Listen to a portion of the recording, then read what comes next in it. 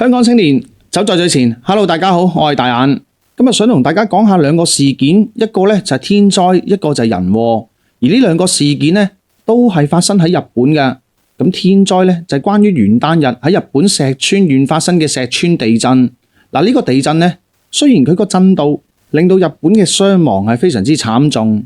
但係同時間亦都有可能造成福島事故嘅翻版。因為喺呢個石川縣附近有另外一間核電廠，因為呢個地震而洩漏緊輻射嘅。而第二單想講嘅事件就係人禍，因為喺1月2號，日本嘅羽田機場嗰度就發生咗一個航空事故，而呢次嘅航空事故更加係導致咗兩架飛機咧係嚴重損毀嘅。而點解今日我哋要將呢兩單事件拼埋一齊講呢？咁轉頭翻嚟就話俾大家知啦。香港青年走在最前，大家好，我係小明。接住落嚟呢，我哋就會講下之前講過嘅高端芯片製造設備嘅出口禁令呢，喺今個月1月份就將會生效噶啦。但係之前美國同埋荷蘭呢，佢哋亦都曾經講過將會取消部分設備對華發放嘅。但係喺呢個出口禁令生效之前，美國同荷蘭嗰方面好似有啲反口嘅跡象喎。而另外 ASML 用咗2年時間去研發一個最新型嘅光刻機，終於咧就研發完成啦。喺2年之前，台積電已經話要買噶啦，但係今次呢個最新型嘅光刻機竟然咧就唔係賣俾台積電，係賣咗俾另外一間芯片企業嘅。咁係咪 ASML 已經見到台積電嘅時代咧就將會玩完啦？所以咧就唔賣貨俾佢哋。咁我哋轉頭翻嚟都會講下呢一件事嘅。咁喺影片開始之前，請大家讚好、留言同埋訂閱我哋香港青年嘅頻道，仲要記得訂閱埋我哋嘅遊手好閒頻道。喺遊手好閒嘅頻道裏面有好多吃喝玩樂嘅資訊，所以未訂閱嘅朋友就記得去訂閱啦。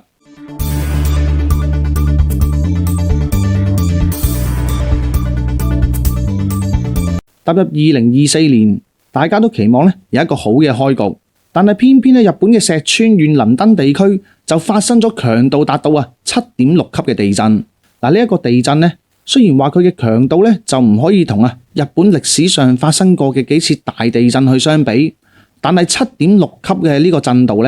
都唔弱噶。咁大概呢個7.6級所釋出嘅能量係有幾多呢？咁大家都有睇過歷史啦，知道日本係第一個受到原子彈襲擊嘅國家。當其時美國人就喺日本嘅廣島同埋長崎嗰度各放咗1個原子彈嘅。咁1個原子彈喺嗰個時候已經夠一個城市去毀滅咁滯噶啦。呢個7.6級嘅地震佢所釋放出嚟嘅能量就相當於美軍喺長崎抌咗125個嘅原子彈咁大嘅。咁可想而知石川縣發生呢個地震之後，佢嘅市面可以講到係滿目瘡痍嘅。咁雖則話天災係冇人想發生噶嘛，就算日本人有幾討厭都好，始終我哋中國人就係有惻隱之心，唔希望無辜嘅生命係受到傷害嘅。但係呢個石川地震所造成嘅影響就唔單止係日本本國人民嘅事，因為而家係石川縣發生地震，就唔單單係石川縣地震噶嘛，石川縣嘅周圍都會受到呢個地震嘅波及噶。咁而家呢個石川地震波及到嘅範圍裏面就有一個比福島第一核電廠更加大嘅核電廠，佢個名就叫做柏崎刈羽核電廠。咁點解佢個名咁怪呢？柏崎刈羽其實都係2個地方名嚟嘅。佢呢一個核電廠嘅範圍因為橫跨咗呢個新社縣嘅柏崎市同埋呢個新社嘅刈羽郡，咁所以佢個名就有柏崎同埋刈羽2個字啦。咁而家受到地震影響，呢一間核電廠就發現有放射性物質係漏咗出嚟。而且呢個放射性物質可能係比福島第一核電廠更加犀利㗎。首先我哋講下福島第一核電廠，佢就有6個反應堆。咁呢6個反應堆加埋晒個發電總容量係達到4696百萬瓦。而新社縣嘅柏崎刈羽核電廠講反應堆嘅數量，佢係比福島第一核電廠多1個堆，即係7個反應堆。咁但係當呢7個反應堆一旦埋咗堆之後佢嘅總發電容量係達到8212百萬瓦嘅。咁大家將8212減一減4696，咁就知道呢個柏崎刈羽核電廠比起福島第一核電廠係發多咗幾多電啦。而且呢個柏崎刈羽核電廠佢7個反應堆裏面有5個就係佛水反應堆嚟嘅。咁另外2個就係技術比較先進嘅進步型罰水反應堆。不過算啦，我哋唔好理佢先唔先進啦，因為而家發生咗石川地震之後呢，無論係先進同唔先進都好，呢啲反應堆呢都係有洩漏啊。而且呢個柏崎亞羽核電廠同埋福島核電廠一樣，佢嘅管理人係邊個呢？就係東電集團啦。咁大家見到啦，福島第一核電廠呢個事故當中，東電集團嘅處理手法係十分差極嘅，而且仲嘗試用盡各種手段就嚟到掩蓋一啲資訊。但係根據地震當日東電所發出嚟嘅消息，位於新社縣嘅呢個柏崎亞羽核電廠呢，已經有4個反應堆，就分別係2367號嘅反應堆，佢哋嘅機組燃燒池嘅池水呢已經係漏咗出嚟㗎啦。至於漏咗幾多出嚟，呢啲水入面啊係含有幾多嘅放射性物質，暫時呢都係未知數嚟㗎。但係由於我哋過往喺福島事故入面，我哋見到啊東電嘅處理手法，佢哋係完全無法應付呢啲含有放射性物質嘅水嘅洩漏嘅。咁所以呢間柏崎亞羽核電廠，佢能唔能夠堵塞到佢洩漏輻射水嘅呢個問題呢？係非常之成疑㗎。咁問題就嚟啦，福島核電廠就位處於日本嘅東岸，面向太平洋。當佢排呢個核污水嘅時候，我哋就笑稱佢係一缸污水就向東流。但係呢個新社縣嘅柏崎亞羽核電廠呢，佢係位處於日本嘅新社縣，即係西岸嚟嘅。如果佢最終同福島核電廠係同一個命運嘅話，咁就一缸核污水就會向西流，直接流入日本海。然之後呢，日本海一南下就係我哋中國嘅東海同埋黃海啦。如果係咁樣嘅話，核污水嘅影響對我哋嚟講係非常之大嘅。雖然喺網絡上邊睇到好多關於石川地震有好多網民嘅留言，都係對日本唔友好嘅，甚至乎呢，見到日本發生呢啲自然災禍，仲拍手掌添。咁雖則呢啲行為呢，就唔應該咁樣嘅，因為自然災禍係冇人想噶嘛。但係日本政府都應該反省下，點解你哋咁乞人憎？喺日本發生自然災禍嘅事件裏面呢，網上好流行2句說話嘅，頭一句就叫做人沒事就好，但係呢個人沒同事就好之間呢係有一段距離㗎。咁大家意味下呢句說話點解啦？第二句呢就叫做沒傷亡就行，咁都一樣啦。頭2個字同後面3個字之間呢就有啲距離嘅。之前福島核電廠發生事故，日本政府已經係錯過咗一次機會，去盡量減低對地球嘅傷害㗎啦。今次石川地震造成另一間核電廠又發生核洩漏，希望日本政府可以正視呢一個問題，唔好將錯嘅事情呢就重蹈覆轍去再做多次。雖則話到石川地震所釋放到嘅能量相等於125個原子彈，但係如果日本政府再重蹈覆轍去到犯錯，再將嗰啲核污水排出大海嘅話，我諗世界嘅人民寧願將呢次地震換成125個原子彈俾你哋嘅。講完天災，跟住落嚟呢，就要講一單日本嘅人禍啦。咁呢單呢，就係喺1月2號發生喺東京羽田機場嘅航空事故啊。咁呢單事故呢，就係由日本航空一架編號 JL516 嘅 A350 客機降落喺羽田機場嘅時候，同日本海上保安廳編號 MA722 嘅 DHC-8 嘅定翼機相撞而發生嘅事故嚟㗎。咁慶幸嘅就係雖然發生咗碰撞，甚至呢架 A350 嘅日航客機呢係完全焚毀，但係機上面嘅所有乘客同埋機組人員都得以安全撤離。喺現時呢一刻為止呢，對呢一個事故都仲未一個蓋棺定論嘅。不過我哋大致上從呢個事故係點樣發生，我哋可以推斷到呢，大概喺呢一個航空事故當中最大嘅責任方係邊個喎？咁相信大家從一啲新聞資料都見得到呢個航空事故相撞時候嘅情況嘅影片嘅。咁當其時呢，就傍晚時分嚟㗎，但係呢個天都已經係幾乎黑晒㗎啦。從影片我哋可以見到喺飛機降落嘅時候就發生碰撞，隨即呢就爆炸着火，跟住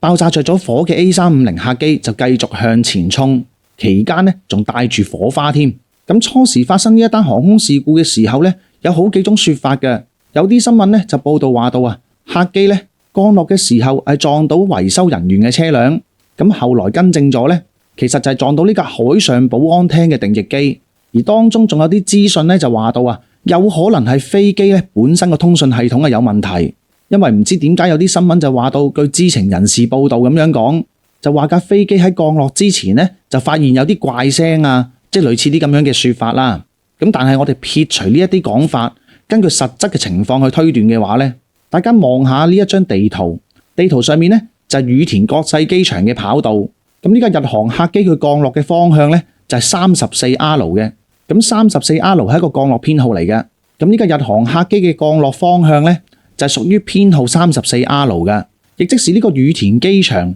向住海嗰邊嘅跑道。咁呢個跑道有兩個降落方向嘅，從北面嚟到降落就叫做34L，或者起飛都係啦。咁從南面去到降落或者起飛呢，佢嘅方向編號呢，就係34R。咁所以呢架飛機呢，佢降落嘅方向係34R 嚟嘅。咁而發生碰撞嘅位置呢，就正正係飛機差唔多降落嘅頭段。咁通常喺呢個範圍之內會有啲乜嘢飛機呢？就係等待起飛嘅飛機，因為嗰個跑道使用嘅方向係34R啊嘛。咁即係話降落同起飛呢，都係要使用呢一個方向去到降落起飛嘅。咁大家試諗下，我哋平時搭飛機，未到我哋架飛機起飛嘅時候，我哋等待起飛嘅飛機呢，都會喺滑行道嗰度一直就滑到去呢個跑道嘅盡頭，或者叫做起點啦。咁所以由此可以推斷呢，同佢相撞嘅嗰架海上保安廳嘅定翼機，就係喺羽田機場起飛方向34R 嘅呢個跑道嘅起點嗰度附近等待嘅。咁隨後新聞資料亦都係證實咗嗰架定翼機係等待起飛嘅。差啲講漏咗一個說法，就係有人亦都喺網上面話到呢，會唔會係嗰架 A350嘅飛機，佢嘅降落架係放唔到落嚟啊？咁應該排除咗呢個可能噶啦，因為如果個降落架放唔到落嚟嘅話，唔會導致你撞到另一架飛機，而嗰架降落嘅飛機呢，原來一直仲喺佢條跑道度滑行噶嘛。咁即係話到嗰架 A350嘅客機，佢降落嘅方向係冇錯，而根據佢降落咗之後一直滑行嘅方向呢，佢亦都係冇偏離嘅。咁問題就嚟啦，咁如果話到呢架 A350嘅客機係完全冇偏離到跑道嘅話，咁即係話有其他外來嘅物件，唔知咩物件係無故進入咗飛機降落嘅嗰個跑道啦。咁就即係無緣無故入咗人哋降落跑道嘅飛機，就係嗰架定翼機咯。咁大概點解嗰架定翼機入咗去會造成碰撞呢？據一啲新聞資料所報道到，喺呢個跑道上面發生碰撞嘅點，就好似係我哋而家地圖上面寫住34R有斑馬線嘅呢個位啊。咁我哋見得到呢，喺呢個位係一個匯入口，匯入呢跑道嗰度準備起飛嘅。咁唔排除海上保安廳嘅呢架定翼機呢，佢喺等待起飛嘅時候就突咗半個龜縮嘅機頭出嚟，因而就俾呢架正在降落嘅 A350所撞到。因為今次被撞嘅呢架海上保安廳嘅定翼機呢，佢編號就 MA722，而佢機型嘅編號呢，就係 DHC-8。咁呢架飛機呢，係屬於加拿大嘅飛行公司去製造嘅。咁由於呢架飛機嘅特性係可以喺距離短嘅跑道嗰度起降，咁所以佢選擇起飛嘅位置呢，係可以唔使喺跑道嘅盡頭嗰度嚟到等待，而且喺呢啲跑道嘅管制上面就好似我哋平時揸車一樣啫嘛。你小路出大路，你梗係要等大路嘅車或者飛機過咗，你先至可以突出去㗎。咁所以呢一個事故好大機會佢嘅責任就來自於海上保安廳嘅呢架定翼機突咗半個龜縮嘅機頭啦。而唔講唔知呢架發生事故嘅海上定翼機呢，佢原本想去做嘅任務就係要飛到去地震災區附近嘅新社空軍基地嗰度，嚟到為倫敦地區去輸送一啲震災嘅物資㗎。咁當呢一個消息都出埋嚟嘅時候呢，其實網上面好多人都話到呢一個係對日本嘅一個啟示嚟㗎。咁係乜嘢啟示呢？話說呢架 MA722喺311大地震嘅時候呢，佢逃過一劫㗎，因為佢本身係屬於海上保安廳駐紮喺呢個羽田機場嘅航空隊嘅。但係當2011年311大地震發生嘅時期，佢啱啱好就喺仙台嘅機場嗰度進行緊維修。咁就唔止啱啱好碰上咗呢個311大地震，連311大地震所引發到嘅海嘯，都將仙台機場嘅所有飛機呢都摧毀。唯獨是呢架 MA722，佢就冇受到致命嘅傷害，而喺佢維修完之後呢，仲可以復飛添。所以就有好多網民就話到雖然可以逃過311呢一個災害，但係佢嘅命運就好似今次咁樣，因為要運送物資去另一個地震嘅災區，所以都係逃唔過被摧毀。咁唔通呢啲就係冥冥中自有主宰。咁我哋香港青年呢，就唔中意講一啲迷信論嘅。不過好多網民嘅留言就話到啊，日本喺2024年一開局頭2日就已經發生咗天災同埋人禍，唔通係因為佢哋排嗰啲核污水落去海洋嗰度，激嬲咗地球，破壞咗大自然嘅平衡，所以透過呢啲天災同埋人禍喺2024年就嚟到警醒日本政府。咁唔知道大家覺得有冇咁樣嘅可能呢？歡迎你喺下面留言俾我哋㗎。之前美國同埋荷蘭政府呢，就住高端芯片呢一個板塊就提出咗設備出口禁令嘅，而呢個出口禁令就將會喺今個月就會生效㗎喇。但係之前相信大家亦都有聽過，因應呢個芯片市場嘅需求係將會取消部分設備呢係對華發放嘅，所以之前ASML 嗰方面亦都得到咗批准，係運送3台頂級嘅深紫外光嘅光刻設備係俾我哋中國嘅。因為喺1月份呢個出口禁令就將會實施㗎喇。如果實施咗之後ASML 呢係無權再對中國賣呢個光刻機嘅。但係喺呢個禁令發出之前幾個禮拜呢，喺美國嗰方面有一啲官員呢同 ASML 嘅內部人士就喺度溝通啦，仲要求ASML 呢係要立即停止準備要對中國運送嗰幾台光刻機嘅。至於點解要阻止咯，咁就絕對係美國想阻礙我哋中國嘅步伐啦。所以拜登呢每一日都喺度諗㗎，點樣先能夠阻止到我哋中國得到外國進口嘅光刻機，同埋點樣先能夠阻止到我哋中國芯片嘅發展速度嘅。其實我哋中國嘅華為呢，之前所用嘅光刻機呢，亦都係 ASML 嘅沉浸式光刻機先能夠製造到咁先進嘅芯片嘅。所以美國嗰方面呢，一收到呢個消息，即係 ASML 諗住提前出發運送3台最新型嘅光刻機俾我哋中國嘅時候呢，佢哋就要提前阻止呢件事情發生。咁無奈之下 ASML 嗰方面亦都要講一句啦，因為貨物嘅數量有限呢，需要取消今次對我哋中國嘅發貨。即係眼白白見到我哋中國咁大張訂單佢哋 ASML 都要無奈咁樣取消嘅。其實講真啦， ASML 受到美國施壓呢，亦都唔係今時今日嘅事啦。早喺2019年嗰陣時嘅美國總統呢，仲係特朗普。當年阿特朗普呢已經講過㗎啦，要禁止 ASML 呢向中國銷售頂級極紫外嘅光刻設備嘅。咁冇辦法啦 ，ASML 呢係世界上面唯一一間會製造極紫外光刻機呢一種技術嘅公司嚟嘅。咁有人就問啦，呢一種技術有啲咩咁厲害啊？咁講起就勁啦，呢部極紫外光刻機呢，能夠做出嚟嘅半導體上至精密嘅軍事裝備，平民至我哋日常所用嘅智能手機呢，都係要用呢部光刻機所製造出嚟嘅芯片嘅。咁自從美國呢就逼荷蘭政府要限制呢個光刻機又或者係 DUV 嘅出口之後呢，其實我哋中國亦都加強光刻機嘅儲備嘅。根據我哋中國海關嘅數據呢，喺2023年7月份去到11月份呢幾個月份嘅期間呢，我哋中國進口光刻機嘅數量係高咗5倍咁多。咁淨係計2023年第3季嘅數據ASML 對我哋中國嘅銷售額係佔咗佢哋成間公司嘅銷售額嘅一半。所以 ASML 個 CEO 亦都講過嘅，未來新嘅限制措施呢，係絕對會影響佢哋 ASML 呢間公司嘅銷售額㗎。咁呢個 CEO 亦都曾經反對過呢一類型嘅限制措施嘅，因為佢哋都話過如果限制我哋中國嘅話，就只會激發起我哋中國對呢一個項目嘅積極性嘅啫。其實今次 ASML 除咗呢個限制出口措施之外呢，原來佢哋嘅銷售對象亦都開始出現變化喎。而今次受影響嘅就係台積電啦。之前有好多人都話過台積電嘅時代係咪就嚟玩完呢？我哋唔係吹水呢件事係正在發生緊嘅事嚟㗎。咁本來台積電作為芯片代工嘅巨頭但係我哋睇翻數據由2022年開始